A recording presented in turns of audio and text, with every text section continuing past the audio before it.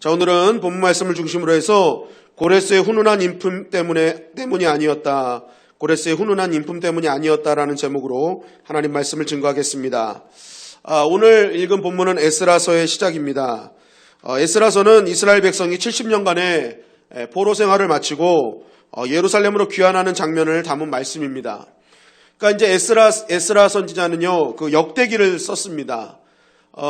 이스라엘 백성들에게 정체성을 잃어버린 그 이스라엘 백성들에게 그 다윗의 영광, 정말 하나님께서 약속하신 그 다윗의 영광이 어떤 영광이었는지를 먼저 상기시키고 그 이야기를 마친 다음에 바로 이제 현실로 들어가는 것이죠.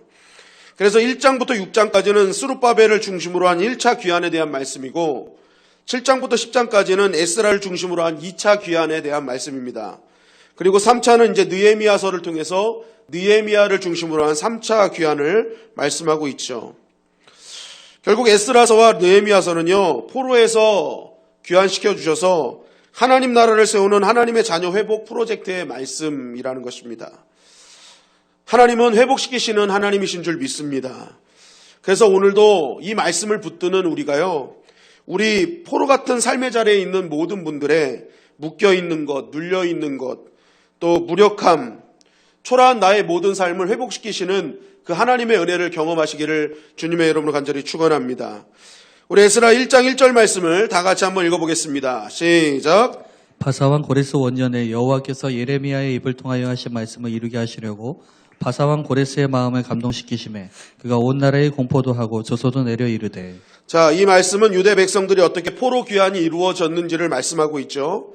바사왕 고레스 원년이라고 되어 있는데 여기서 바사는 당시 페르시아를 말합니다. 페르시아. 그리고 지금의 이란입니다. 이란.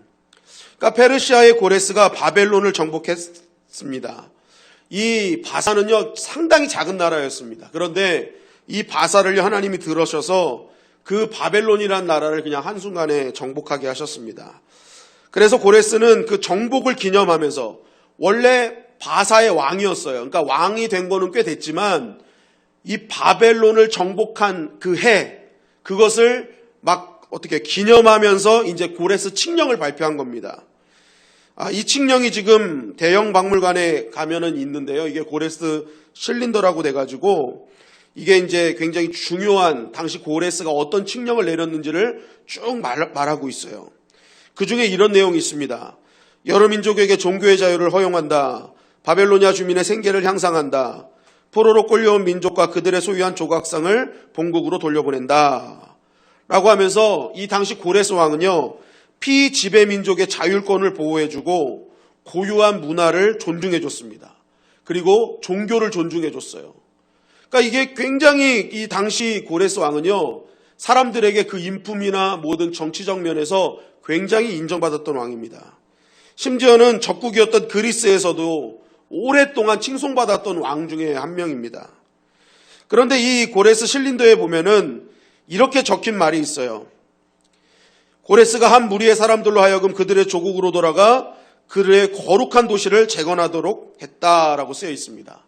그러니까 오늘 에스라 말씀에 있는 것처럼 너희들 돌아가서 하나님의 거룩한 나라 세워라 했던 그 말씀이 그대로 고레스 실린더에 기록되어 있음을 발견하게 됩니다. 한마디로 이 고레스는요, 대단한 왕이었다는 것입니다. 그러나 오늘 우리가 꼭 기억해야 될 것은 뭐냐?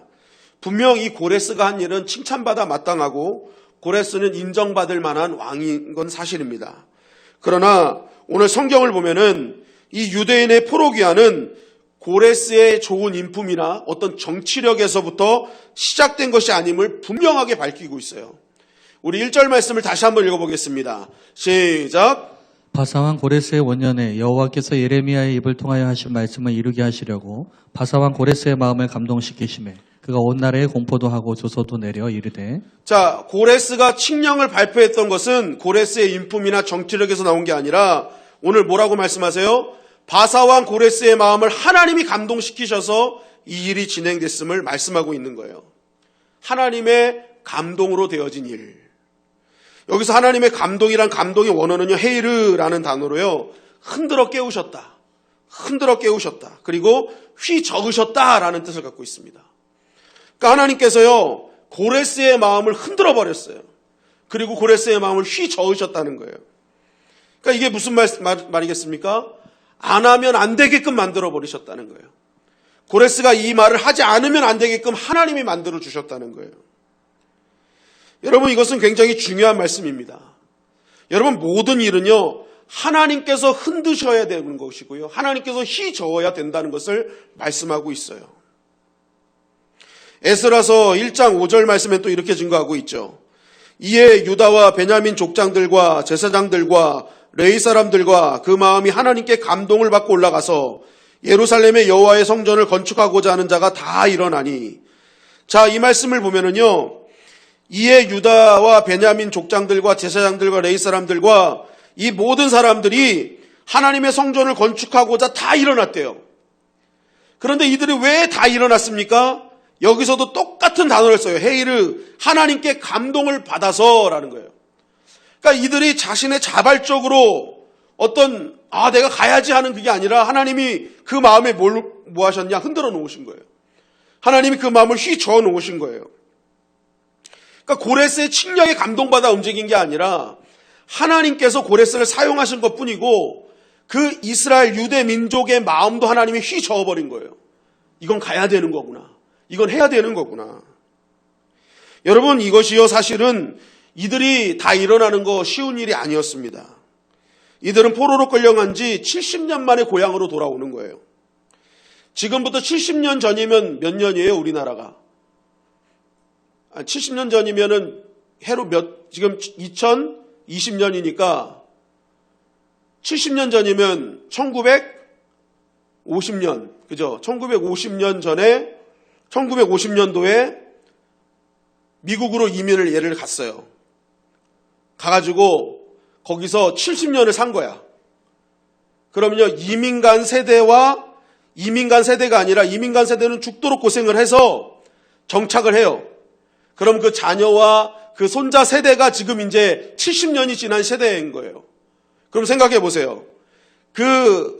먼저 가서 정착한 세대는 이미 이제 너무 나이가 들은 상황인 거예요. 죽을 수도 있었고. 그러니까 다음 세대가 이제 안정된 땅에서 다른 나라로 사실 이민 가는 거나 다름없는 거예요. 그런데 이 바벨론 땅에서 이제 안정된 사람들이 가려고 하는 땅은 바벨론보다 더 화려한 땅이 아니었다는 거예요.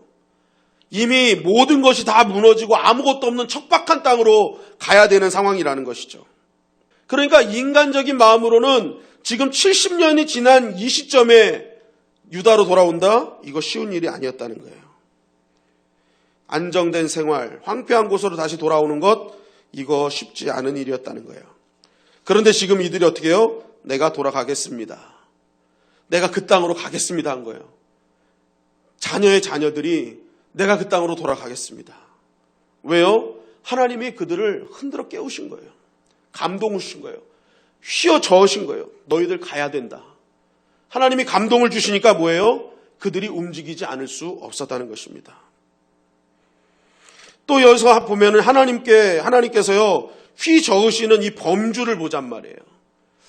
하나님께서는 이스라엘 백성들도 휘저으시고 흔들어 놓으셨지만 이방 나라인 임금인 고레스 역시도 그의 마음을 흔들어 놓으셨다. 여러분, 하나님께서요, 사람의 마음을 감동을 주시고 하나님께서 어떤 감동을 주실 때는요, 믿는 자 안에서만 하는 것이 아닙니다. 그 범주를 넘어서요, 믿지 않는 세계조차도 하나님이 감동을 주시고 흔들어 놓으면 하나님의 방법대로 일이 된다는 것입니다. 결국 하나님의 일하심은요, 여러분, 제한이 없어요. 결국 이 말씀은 하나님은 세상의 주인이시라는 거예요. 그래서 믿지 않는 왕까지도 하나님 마음을 흔들어 놓으니까 그 왕이 어떻게 되는 거예요? 하나님의 백성들을 향해서 하나님은 진짜 하나님이라고 선포하고 있는 거잖아요. 여러분, 결국 이 말씀을 통해서 우리가 기억해야 될 것은 이것입니다. 하나님의 백성들은요, 더 크고 넓게 구할 수 있어야 된다는 거예요. 왜요? 내가 믿는 하나님이, 하나님의 범주가 우리 믿는 자 안에서만 이루어지는 것이 아니기 때문에 그래요. 하나님은 온 세상의 주인이시기 때문에 우리가 하나님을 믿는다면 우리의 구함도요, 내 안에서만 제한해서는 안 되는 거예요. 여러분, 우리가 왜 금요기도 때 나라와 민족과 열방을 위해서 기도할까요? 하나님은 이 나라와 민족의 하나님이시며 열방의 하나님이시기 때문에 그렇습니다. 만약에 하나님께서 믿는 자에게만 하나님이시면 우리는 정말 나만을 위해서만 기도하면 그만이에요. 그러나 우리가 믿고 구하는 이유는 하나님은 뭐예요? 열방의 하나님이시잖아요. 온 우주와 세계를 통치하시는 하나님. 여러분, 그래서 기도할 때 내가 나라와 민족을 구한다고 무슨 일이 일어날까? 일어난다는 거예요. 왜요? 내가 하는 것이 아니라 세상의 주인이신 하나님이 흔들어 놓으시기 때문에. 하나님이 그들의 마음을 휘어 저으시고 하나님이 흔들어 놓으시기 때문에 우리는 믿음으로 구하면 하나님이 감동을 주셔서 하나님이 일을 하게 만들어 놓으신다는 것입니다. 여러분, 그렇기 때문에 오늘 우리가 정말 더욱더 깊고 넓게 기도하길 원합니다. 하나님, 우리 교회에 감동을 주시옵소서. 하나님이 흔들어 놓아 주시옵소서. 하나님, 이 나라의 위정자들을 감동을 주시옵소서. 하나님이 열방의 전 세계에 감동을 주시옵소서. 하나님의 은혜로 휘저어 주시고 하나님의 은혜로 흔들어 주셔서 이 열방이 하나님을 찬양하며 제2의 고레스가 나타나게 하여 주시옵소서. 여러분, 우리가 이 자리에서 그것을 믿음으로 구할 때에 하나님께서 오늘 고레스의 마음을 흔드셔서 하나님의 놀라운 일을 이루셨던 것처럼 온 나라에 선포하고 조서를 내렸던 것처럼 정말 하나님의 택한 백성들을 또한 하나님 믿지 않지만 하나님의 일을 할 수 있도록 하나님께서 역사해 주실 줄 믿습니다. 정말 우리가 이러한 믿음으로 오늘 이 밤 기도하기를 주님의 이름으로 간절히 축원합니다. 또 에스라 1장 1절은 또 이렇게 증거하죠. 우리 다시 한번 읽어보겠습니다. 시작. 바사왕 고레스 원년에 여호와께서 예레미야의 입을 통하여 하신 말씀을 이루게 하시려고 바사왕 고레스의 마음을 감동시키심에 그가 온 나라에 공포도 하고 조서도 내려 이르되. 자, 그리고 이 바벨론에서 포로 귀환하는 이것은요, 오늘 말씀을 정확하게 이렇게 말씀하고 계시죠. 하나님께서 예레미야의 입을 통하여 하신 말씀을 이루게 하시기 위함이다. 그러니까 지금 포로 귀환은요, 하나님의 약속의 성취라는 거예요. 한번 따라하겠습니다. 하나님의 약속은 반드시 이루어진다. 여러분, 지금 유대인들 입장에서는요, 지금의 본인들이 당면한 현 상황은요, 굉장히 두려움을 느끼고 염려를 느끼는 상황이었습니다. 왜 그랬습니까? 영원할 것만 같던, 자기가 안정하고 막 이렇게 살아갔던 바벨론이 한순간에 무너졌어요. 그러면서 메데와 페르시아로 계속 넘어가는 거예요. 여러분, 상황을 한번 가만히 보세요. 대한민국이 자꾸만 다른 나라 열국에 의해서 정권이 막 넘어가는 거예요.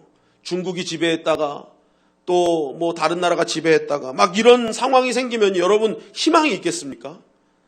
이 다른 나라의 속국이 된다는 것은 너무너무 힘든 상황이에요. 지금 예상치 못한 변수들이 계속 유대인들 입장에서는 벌어지고 있는 거예요. 새로운 정권이, 새로운 왕이 이제 앞으로 어떤 정책을 펼지 모르는 거예요. 포로로 잡혀온 유대인들을 어떻게 사용할지 아무도 모르는 그런 너무나 두려운 현실 속에 있었다는 것입니다. 그런데 오늘 말씀을 가만히 보면요, 하나님은 유대인들 입장에서 보는 그러한 계속된 변화된 두려운 상황을 바꾸시지 않더라는 거예요. 상황을 바꾸시지 않고 뭐예요? 하나님께서 한 왕의 마음을 바꾸시더라는 거예요. 마음을. 왜? 약속 성취하시려고. 그러니까 상황을 바꾸시는 것이 아니라 뭐예요? 약속을 성취하시기 위해서 왕의 마음을 바꾸시더라. 여러분, 우리의 인생은요, 내가 보여지는 상황대로 되는 것이 아니라 하나님의 약속대로 진행된다는 사실을 여러분 꼭 기억하십시오. 그래서 신앙생활은요, 자꾸만 상황 보는 신앙생활을 하면 안 됩니다. 내 보여지는 환경, 상황에 따라서 휩쓸려 가면 안 되는 거예요. 왜요? 상황은 언제나 변수투성이잖아요. 여러분, 상황이 내 뜻대로 되던가요? 여러분, 이번 코로나19 사태도 얼마나 내 삶 가운데 특별한 변수가 생긴 거 아닙니까? 제가 가만히 보니까요, 많은 이 코로나19로 인해서 많은 변수들이 발견했는데 그 중에 이 학생들이 가장 큰 변수로 다가왔어요. 이 개학이 계속 연기되다 보니까 심지어는 유급 이야기까지 나와요. 유급까지. 그 정도로 지금 교육계는요, 긴박한 상황입니다. 여러분, 교육계가 이런 변수가 일어날지 누가 알았겠습니까? 그리고 더 어려운 사람들이 누구냐? 고3 학생들입니다. 고3 학생들. 이 고3 학생들은요, 고등학교 시작부터 이 수능일을 기준으로 해서 정말 공부 열심히 하는 친구들은 그때 그 시간을 딱 기준 삼아서 자신만의 패턴과 루틴을 딱 만들어가는 거예요. 그리고 고3이 딱 됐을 때 뭐예요? 이제는 딱 거기에 집중할 수 있는 어떤 자기만의 모든 걸 만들어 놨단 말이에요. 그리고 이제 해야 되는 상황인데 이 코로나19로 인해서 변수가 생기는 바람에 지금 고3 학생들, 많은 학생들이요, 자신의 그런 패턴이 다 무너지고 있다는 그러한 소식도 들려옵니다. 제가 고3 학생들을 위해 기도할 때마다 꼭 기도하는 게 하나님 변수가 없도록 해주세요 기도하거든요. 여러분 아무리 잘 준비해도요, 변수가 생기면 무너질 수밖에 없어요. 여러분 공부를 못하는 사람은 변수에 민감하지 않지만요, 공부를 열심히 하는 사람은요, 굉장히 변수에 민감할 수밖에 없다는 것입니다. 여러분, 그런데 이것은 학생들뿐만이 아니라 우리의 인생도 마찬가지라는 거죠. 변수가 생기니까 속수무책 아닙니까? 직장과 일터와 사업과 모든 일들이요, 특히 월급을 받는 사람들은 앞으로 어떻게 살아가야 될지 막 지금 굉장히 염려하고 있어요. 왜냐하면 월급에 맞춰서 내 삶을 꾸려나가거든요. 그런데 이것이 지금 변수가 되니까 앞으로 어떻게 해야 될지 지금 막막한 젊은이들도 굉장히 많습니다. 근데 중요한 건 뭐예요? 우리가 이런 변수가 생긴다고 해서 자꾸만 변수에만 집중하면요, 그 변수로 인해서 우리가 무너질 수밖에 없다는 거예요. 오늘 이스라엘 백성들 삶에도 계속 변수가 나타났어요. 왕이 바뀌어요. 나라가 바뀌어요. 계속 변수가 나왔는데 이때 누가 이겼느냐? 약속 붙든 자가 이겼다는 거예요. 하나님의 말씀은 이루어진다. 하나님의 약속은 성취된다. 이 수많은 상황이 바뀌고 변수가 있는 상황 속에서도요, 하나님 약속 붙들고 딱 기준 잡고 가는 자가 결국 승리하더라는 것입니다. 여러분 다윗도 보십시오. 하나님이 왕이 될 거라고 하셨어요. 그런데 눈에 보이는 상황은요, 계속 이상한 쪽으로 가는 거예요. 장인이 눈에 불을 켜고 자기를 죽이려고 해요. 창을 던져요. 결국 도망 다니다가 적국에서 미친 척까지 하는 상황까지 벌어지게 됩니다. 분명히 왕이 된다고 했는데 상황은 자꾸만 왕이 안 되는 상황으로 가는 거예요. 왕이 안 되는 상황으로 가요. 그러나 다윗은요, 결국 왕이 됩니다. 왜 그렇습니까? 다윗은 변화되는 상황이나 변수를 붙잡은 게 아니에요. 그거 묵상한 거 아니에요. 하나님이 나를 왕이 되게 하시면 왕이 된다라는 이 약속 붙들고 간 거예요. 그러니까 광야에서 약속 붙드니까 거기서 뭐예요? 하나님이 왕으로 세워주시는 거예요. 여러분, 광야는 미드바르라는 단어를 씁니다. 미드바르. 근데 이 말이 어디서 왔느냐? 말씀을 뜻하는 다바르라는 곳에서 왔습니다. 광야가 미드바르, 말씀이 다바르예요. 여러분, 그래서요, 이 말씀의 그 원어를 갖고 있는 유대인들은요, 인생의 광야를 만나면 가장 먼저 생각하는 게 말씀입니다. 그래서 인생의 광야를 딱 만나잖아요. 변수가 등장하잖아요. 그들은 그러면 유대인들은요, 그 광야에서 뭘 하느냐? 말씀 붙들어요. 하나님이 나한테 인생의 광야를 주신 것은 말씀 들으라고 하는 거구나. 하나님 약속 붙들라고 나한테 광야를 주시는구나. 이게 그냥 공식이에요, 공식. 광야에서 방황하지 않아요. 광야에 딱 들어가면 다바르 말씀 붙들으라는 거구나. 여러분, 우리 인생의 광야와 인생의 상황의 여러 가지 변수들이 왜 옵니까? 그 말씀 붙들라는 거예요. 여러분, 하나님의 백성들은요, 쇠마적 존재입니다. 들어야 사는 존재예요.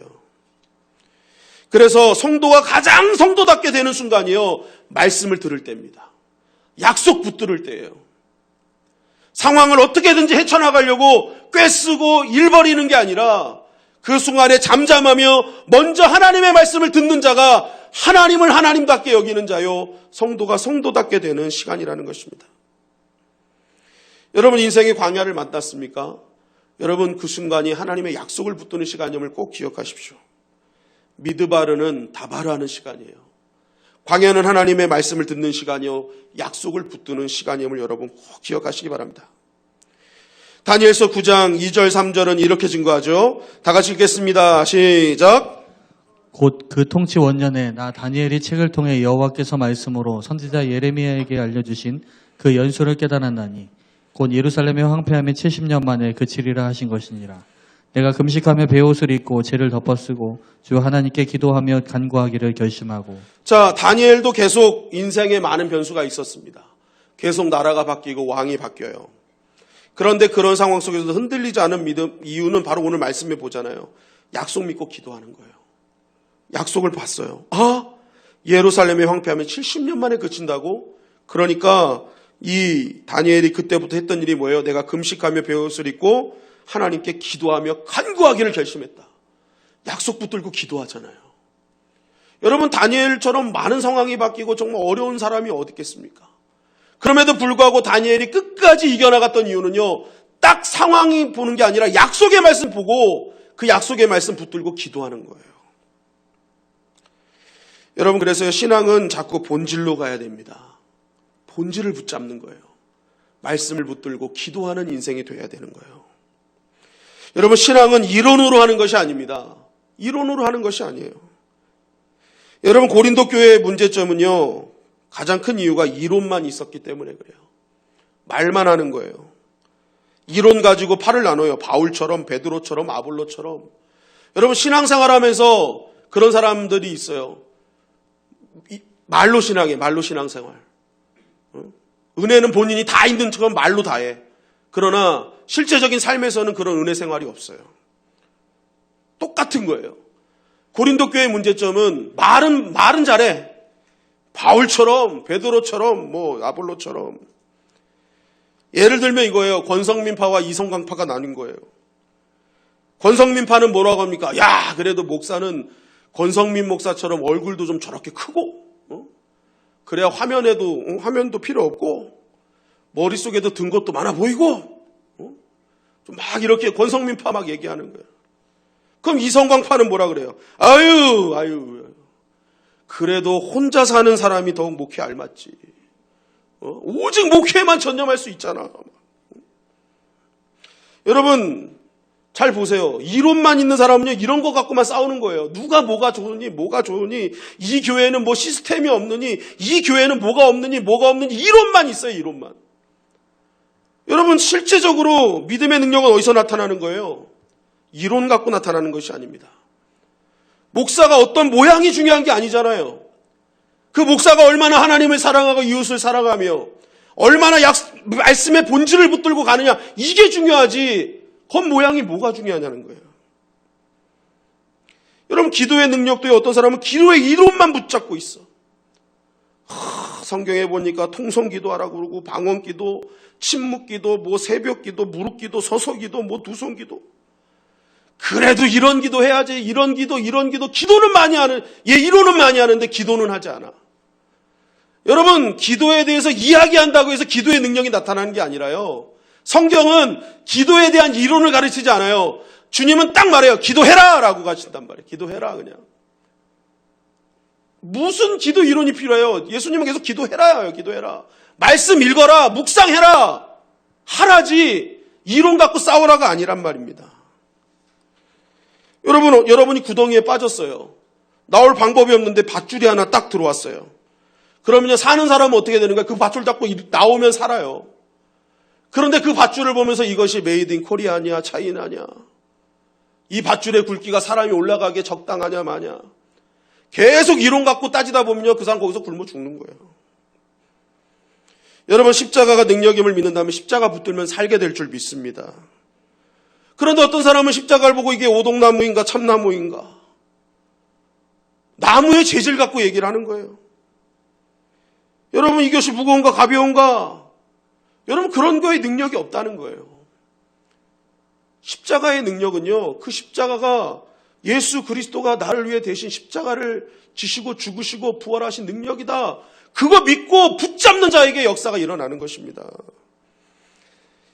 여러분, 신앙은 본질 붙드는 거예요. 여러분, 오늘 이 에스라서는 그것을 강조하는 것입니다. 본질 붙들라는 거예요. 하나님의 약속 붙들라는 거예요. 여러분, 에스라가요, 하나님이 도와주신다는 뜻입니다. 그래서요, 여러분, 에스라서의 시작은 그거잖아요. 하나님 약속 붙들면 하나님이 도와주신다라는 걸 강조하잖아요. 이게 본질이라는 거예요. 진짜 하나님이 전능하신 하나님이시며 온 세계의 통치자이심을 믿는다면 그 하나님께 본질대로 붙들고 그 하나님께 깊고 넓게 기도하라는 거예요. 시편 121편 3절 4절은 이렇게 증거합니다. 다 같이 읽겠습니다. 시작. 여호와께서 너를 실족하지 아니하게 하시며 너를 지키시는 이가 졸지 아니하시리로다. 이스라엘을 지키시는 이는 졸지도 아니하시고 주무시지도 아니하시리로다. 자, 우리가 믿는 하나님은 어떤 하나님이에요? 하나님의 백성을 지키기 위해서 졸지도 아니하시고 주무시지도 아니하는 하나님이시라는 거예요. 여러분, 이 약속의 말씀 붙드시기를 주님의 이름을 간절히 축원합니다.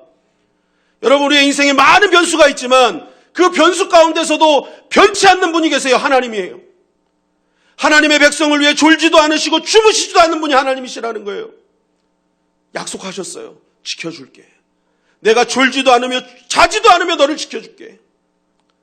여러분, 이 약속의 말씀 붙들기를 주님의 이름으로 간절히 축원합니다. 이 오늘 밤 이 약속을 붙들고 나아가면 하나님이 더 풍성하게 해주시는 거예요.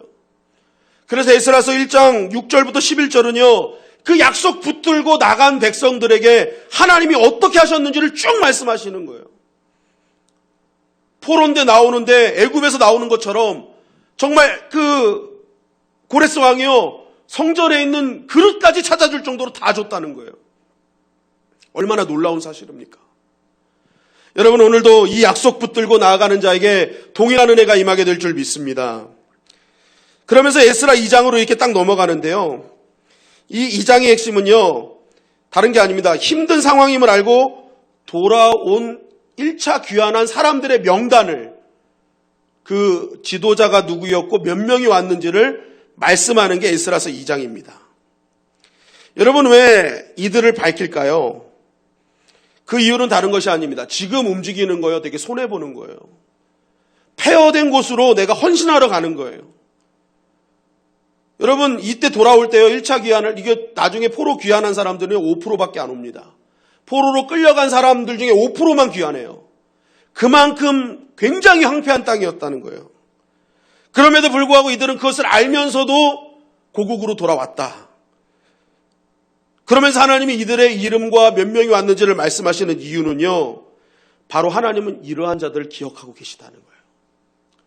힘들고 어려울 때 헌신할 수 있는 사람, 어려울 때 나만을 생각하지 않는 사람, 다른 사람을 위해 포기할 수 있는 그 사람을 하나님은 항상 기억하고 계시다는 거예요. 지금 온 국민이 이 마스크 때문에 몸살을 앓고 있죠. 마스크를 사러 가도 품절됐다고 하고. 근데 오늘 아침에 뉴스 보니까 현금만 있으면은 엄청난 양을 거래할 수 있는 그러한 일들도 있더라고요. 그러니까 불법이 막 행해지고 있죠. 제가 어떤 집사님 한 분과 이야기를 이런저런 얘기를 하다가 그 집사님이 이런 얘기를 하세요. 약국을 이렇게 지나가다 보면 사람들이 줄을 쫙 서 있는 거예요. 처음엔 뭔가 몰랐는데 나중에 알고 봤더니 이제 마스크 사려고 이렇게 줄 서 있더라는 거예요. 그걸 보면은 압박감이 온대요. 나도 빨리 저기서 마스크를 하나 사야겠다. 막 이런 압박감이 오는데 그러다가 가다가 그냥 다시 돌아온대요. 그러면서 자기가 꾹 참은 이유가 있대요. 뭐냐면 내가 참으면 진짜 필요한 사람 누군가는 사갖고 가겠지. 이런 생각을 한다는 것입니다. 그러니까 지금 내 자신이 나라를 도울 수 있는 건 없다는 거예요. 가진 것도 없고 여러 가지 상황도 안 좋고. 그런데 이 마스크만이라도 내가 한번 참아보면 진짜 이게 내가 나라를 돕는 일이 아닐까라는 생각을 해서 정말 작은 거지만 더 필요한 사람에게 가기를 기도하면서 참는다는 거예요. 저는 그 얘기를 듣고요. 하나님이 저 마음을 참 기쁘게 받아주시겠다라는 생각을 하게 됩니다. 여러분, 제가 그렇다고 마스크를 막 구비하는 분들이 믿음 없는 분들이라고 얘기하는 것이 아닙니다. 필요하면 구입해야 되는 것이 맞죠. 그런데 하나님의 백성임에도 불구하고 나만 살겠다고 매점매석하는 건 안 된다는 거예요. 누군가 필요하면 때로는 그것을 나눠줄 수 있는 넉넉한 믿음. 제가 페이스북에 보니까 제 동기 목사가 그런 운동을 하고 있더라고요. 그 마스크를 사면은 그 마스크를 대구로 보내는 운동을 하더라고요. 10분의 1을 대구로 보내자 해가지고 누구를 지목하면은 이렇게 마스크를 어떻든지 구입을 해서 대구로 보내는 거예요. 보니까 대구에도 그 의료진들이요, 마스크가 부족한 상황이래요. 그 정도로 헌신하고 있거든요. 그래서 제 이름도 부르면 저도 그렇게 하려고 하고 있습니다. 어찌됐든 중요한 건 뭐예요? 하나님께서는요, 이러한 자를 기억하고 계시더라는 거예요. 어려울 때 조금이라도 도울 수 있는 그 사람을 하나님은 머릿속에 기억하고 계시고 증거하고 계시다는 것입니다. 여러분, 우리가 하나님께 기억되는 인생이 되기를 주님의 이름으로 간절히 축원합니다. 다 힘들 때 나만이라도 한번 내가 하나님의 나라를 위해서 나의 권리를 포기할 수 있는 그런 결단을 하는 것. 이 코로나19 사태 이럴 때 더욱더 나의 그러한 믿음의 모습이 더 드러나는 시간이 아닐까 생각을 합니다. 에스라서 2장 3절 5절은 또 이렇게 증거합니다. 우리 다 같이 읽겠습니다. 시작. 바로스 자손이 2172명이요. 스바다 자손이 372명이요. 아라 자손이 775명이요. 자, 제가 이렇게 말씀을 묵상하면서 또 한 가지 제 눈길을 끄는 말씀이, 이들이 돌아오는데 성경은 처음에 바로스 자손의 2072명이요. 스바다 자손이 372명이요. 아라 자손이 775명이요 하면서 이들이 돌아오는 그 단위를 가정 단위로 묶으셨어요. 가정 단위로. 그러니까 이들은 가족 단위로 돌아왔다라고 성경은 말하고 있어요. 제가 이 말씀을 보면서 하나님의 나라의 시작은 가족 단위로부터 시작된다는 것을 깨닫게 되었습니다. 언제 부흥하느냐? 가족이 부흥할 때 부흥되는 거예요. 이 다윗이 찬양단을 조직할 때도요, 역대상 25장 9절에 보니까 이렇게 말씀하고 있어요. 첫째로 제비 뽑힌 자는 아삽의 아들 중 요셉이요, 둘째는 그달리아이니 그와 그의 형제들과 아들들 12명이요 하면서 찬양단을 조직하는데 누구의 아들과 누구의 자녀들이니 라면서 찬양단의 조직도 가족으로부터 시작됐다는 것을 말씀하고 있었어요. 하나님을 향한 찬양은 가족으로부터 시작되는 거구나. 우리가 찬양을 하는 것도 내 평소의 삶을 막 살다가 교회 와서 찬양하는 게 아니라 내가 있는 가정에서부터 이미 나는 찬양을 하고 있어야 되는구나라는 걸 생각했어요. 그때 뭐예요? 하나님 나라 세워진다. 우리 두 사람밖에 맨날 없어가지고 영진이 형제하고 교회 와서만 드럼 칩니까? 찬양 드럼 쳐요? 가정에서부터 쳐야 돼. 라면 박스를 놓고 가정에서부터 쳐야 된다니까. 그래요? 입으로라도 쳐야 돼. 그럼 쳐야 돼. 키보드도 마찬가지야. 집에서부터 쳐야 돼. 집에서부터. 이게 무슨 말이에요? 진짜 키보드를 치라는 게 아니라 내 마음속에 하나님을 찬양하는 마음이 내 삶에서부터 시작돼야 된다는 거예요. 내 삶은 그냥 내 마음대로 막 살다가 교회 와서 그냥 그때 띵가띵가 하는 게 그게 영광이 아니라는 거예요. 오늘 보세요. 찬양단 조직도요, 다윗은요, 철저하게 가정에서부터 시작하게 만들었어요. 그리고 너희들이 순서가 되면 더 열심히 해라. 여러분, 오늘 이 하나님의 나라의 시작도요, 가정에서부터 시작됐음을 말씀하고 있는 거예요. 여러분, 코로나19로 인해서 우리 각자를 왜 이 시기에 집으로 보내신 이유를 이제 발견하게 되죠. 정말 우리가 새롭게 교회를 세우고 하나님 나라를 세우기 위해서 하나님이 지금 각 가정으로 보내신 거예요. 너희 가정에서부터 진정한 부흥을 시작해라. 내 자녀를 잘 섬기고 내 남편과 아내를 잘 섬기는 그러한 일을 이제 시작해라라는 거예요. 가정으로부터 흐르는 놀라운 부흥의 역사가 우리 교회를 살리고 나라를 살리는 초석이 될 것임을 말씀하고 있는 거예요. 하나님은 오늘도 가정에서 기도를 쉬지 말 것이며 가족들과 함께 말씀을 붙들기를 하나님은 원하시는 거예요. 가족으로부터 시작되는 부흥의 역사. 그리고 여기서 멈추지 않죠. 에스라서 2장 21절 23절은 또 이렇게 증거합니다. 다 같이 읽겠습니다. 시작. 베들레헴 사람이 123명이요.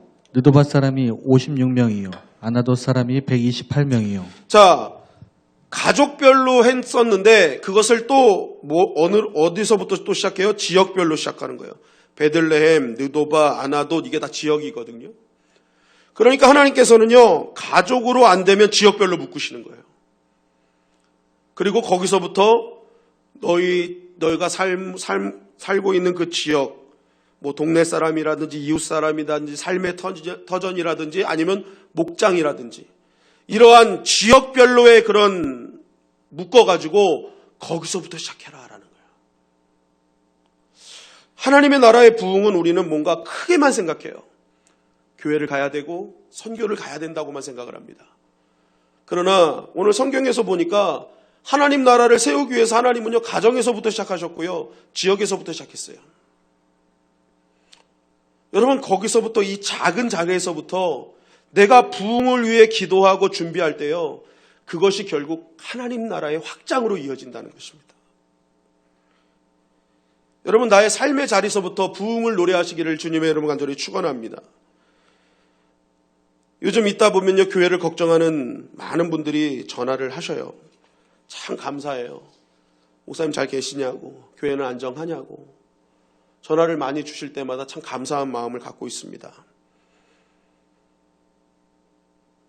여러분, 교회는 하나님께서 운영하시는 것이기 때문에요, 교회는 걱정하지 않으셔도 돼요. 중요한 건 뭐예요? 지금은 교회에서 모이지 못하게 하시고 가정에서 모이게 하시는 그 하나님의 섭리와 뜻을 우리는 생각해야 될 때라는 거예요. 하나님은 지금도 각자의 자리에서 부흥을 노래하고 이루어가길 원하십니다. 나의 가족들과 나의 삶에 있는 터전에 있는 사람들과 함께 그곳에서 부흥을 노래하고 하나님께 영광 돌리기를 원하신다는 거예요. 여러분, 이번 코로나19는요, 너무나 어떻게 보면 그 깊은 하나님의 뜻을 발견하게 되면요, 굉장히 중요한 메시지들이 많이 담겨져 있습니다. 우리를 가정으로 일찍 돌려보내시고 또 우리의 삶의 터전에서 우리가 그동안 함께 나누지 못했던 이야기들, 또 우리의 그런 신앙의 그러한 이야기들, 이러한 일들을 통해서 내 삶의 가장 가까운 자리에서부터 헌신과 봉사를 하길 원하는 하나님의 뜻을 우리는 발견할 수 있는 것이죠. 여러분, 교회는 인원이나 물질로 세워지는 것이 아니라 삶의 현장에서 신앙의 부흥을 노래하는 자들 통해서 하나님의 나라는 세워집니다. 오늘도 보십시오. 각 가정에서, 각 지역에서 부흥을 노래하고 나아갔더니 결국 성전과 성벽이 세워졌다는 거예요. 하나님은 오늘도 각자의 자리에 복과 은혜를 부어주시는 줄 믿습니다. 그렇기 때문에 여러분들의 자리에서 하나님을 영화롭게 하십시오. 지금 나의 삶의 자리에서 허락하시는 그 기간 동안 하나님을 하나님답게 섬기십시오. 더 하나님을 찬양하십시오. 이 시기가 지나면 우린 또 모일 것입니다. 그럼 모여서 또 우리가 해야 될 일을 하는 거예요. 그리고 하나님 또 흩으시면 또 흩으신 자리에서 열심히 또 사명을 감당하는 것입니다. 여러분, 오늘도 하나님은 살려주실 것입니다. 회복시켜 주실 것입니다. 우리에게 감동을 주셔서 감당치 못할 그런 은혜를 하나님이 우리에게 허락해 주실 것입니다. 기도하십시오. 깊고 넓게 기도하십시오. 그 하나님의 놀라우신 은혜가 저의 여러분 삶 가운데 이루어지게 될 줄 믿습니다.